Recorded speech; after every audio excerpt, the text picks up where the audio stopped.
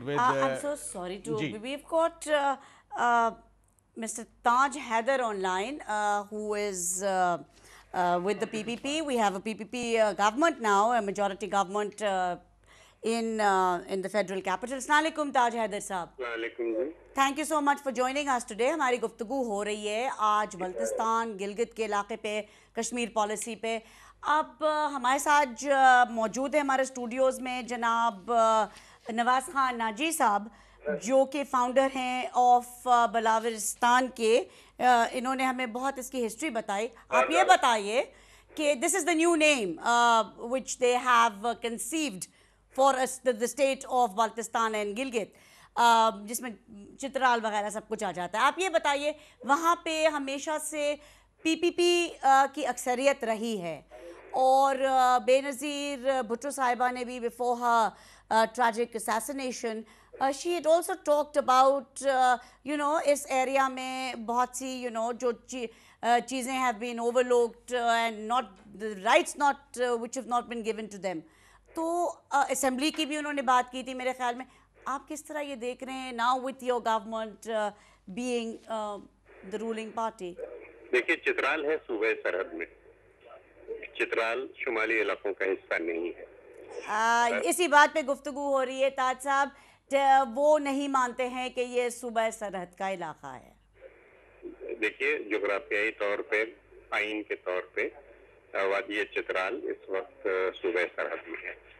अगर मेरी इत्तलात गलत नहीं है. ओके, आप और बोलिए. वहाँ से बेगम नुसरत भुट्टो इलेक्शन भी लड़ चुकी है. ठीक है.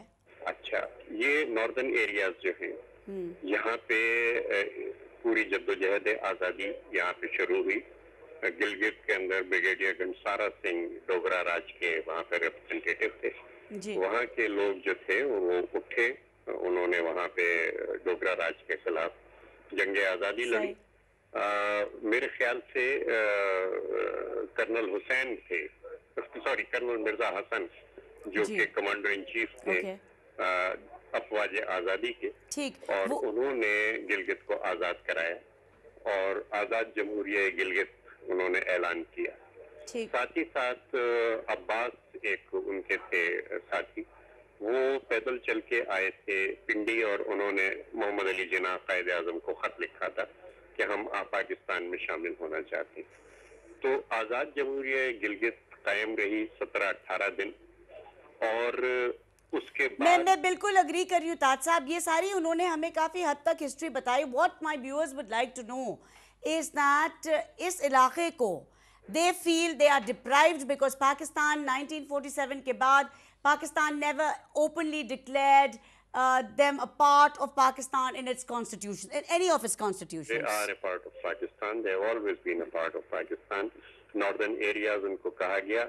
जहाँ पे आपने तलवार मारी मेरी बात पे खत्म किया ऐसे, वही मैं कह रहा हूँ कि मिस्टर मोहम्मद अली जिन्ना ने अपना एक रिप्रेजेंटेटिव वहाँ पे भेजा हुकूमत पाकिस्तान ने, और आज़ाद जमहूरिया गिलगित खत्म करके इन पार्ट्स को पाकिस्तान का हिस्सा बनाया गया.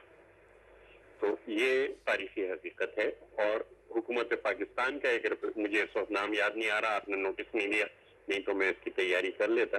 लेकिन वो यहाँ से एक साहब गए और उन्होंने टेक ओवर किया एडमिनिस्ट्रेटर की हैसियत से वहाँ पे.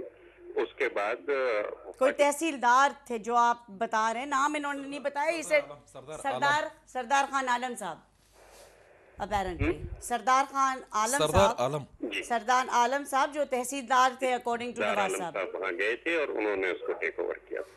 उसके बाद फिर इस इलाके पे खुसूसी तवज्जो दी गई और पाकिस्तान का जो सबसे बड़ा मंसूबा है शाहराह रेशम का, वो यहाँ पे शुरू किया गया चीन के ताउन के साथ. शाहराह रेशम पे मैंने फिल्म भी बनाई है पाकिस्तान टेलीविजन के लिए. अच्छा, अब ये है कि ये तमाम चीजें थी, लेकिन जो सूबे का दर्जा था और सूबाई असेंबली बाकायदा मुंतखब, वो यहाँ पे नहीं होती थी. इसलिए कि बहुत सी हुकूमतों का ख्याल ये रहा कि प्लेबिसाइट होने की सूरत में यहाँ के वोट जो है वो पाकिस्तान को मिल जाएंगे. हरचंद के ये जरूरी नहीं था. जो मकबूजा कश्मीर था उसके अंदर से भी अगर प्लेबिसाइट होता तो पाकिस्तान ही जीतता. मैं ये आपको इंटरप्ट इसलिए कर रही हूँ ताज साहब, इनका कहना ये है नवाज साहब का कि they have felt deprived because हमारी जो कश्मीर پالیسی رہی ہے. We have been openly, been very supportive of the Kashmir policy, چاہے وہ آزاد کشمیر کی ہو. لیکن یہ کہتے ہیں کہ ان کے علاقے پہ I think apart from Zulfikar Ali Bhutto صاحب who during his government ایک ہفتے غالباً انہوں نے جا کے یہ اس علاقے میں وہ بلتستان کے ایریا میں وہ رہے تھے. اس کے بعد تو کوئی حکومت سے کوئی نہیں گیا تھے اور بہت بڑی ٹریجڈی ہوئی تھی, اتنا بڑا زلزلہ آیا تھا. جی اور مجھے موقع ملا تھا بھٹو جب واپس آئے تو یہاں کراچی میں آئے, اور اس رات کو میری خوش قسمتی تھی کہ ان سے میری ملاقات ہوئی, اور انہوں نے جو الفاظ مجھ سے کہے, انہوں نے یہ کہا کہ میں تم لوگوں کو اگر نہ دیکھتا تو میں نے آج اتنی تباہی دیکھی ہے کہ میں مر جاتا. یعنی this is how Bhutto was so deeply touched. جی تو اب مجھے آپ بتائیے کہ because we see I'm not going to use the word volatile because they are not militants, they are very peace loving people. ہم نے دیکھا ہے جو کراچی میں بھی ان کے علاقے سے لوگ آتے ہیں وہ بڑے soft spoken and gentle people ہوتے ہیں, ہارڈ ورکنگ. لیکن ان کی جو فیلنگ آف ڈپریویشن ہے, ان کی جو میں نے وہ جگہ نہیں دیکھی کہ جہاں کے لوگ خراب ہوں. نہیں, وہ آپ باقی جگہ بھی 2 منٹ چھوڑ دیں تاج صاحب. Let's just concentrate on Baltistan. ان کی حکومت جو کچھ بھی چاہے کرے. Let's just talk about Baltistan now. آپ مجھے یہ بتائیے کہ آپ, میرے خیال سے سرٹیفکیٹ دینے کی ضرورت نہیں ہے. نہیں, آپ مجھے یہ بتائیے کہ آگے کس طرح ان کے مسائل حل ہوں گے. We do not want another a situation arising there. کہ ایک جو ٹیکس دینے والے کا رائٹ ہوتا ہے, وہ ٹیکس دینے والے کا یہ رائٹ ہوتا ہے کہ اپنے نمائندے منتخب کرے.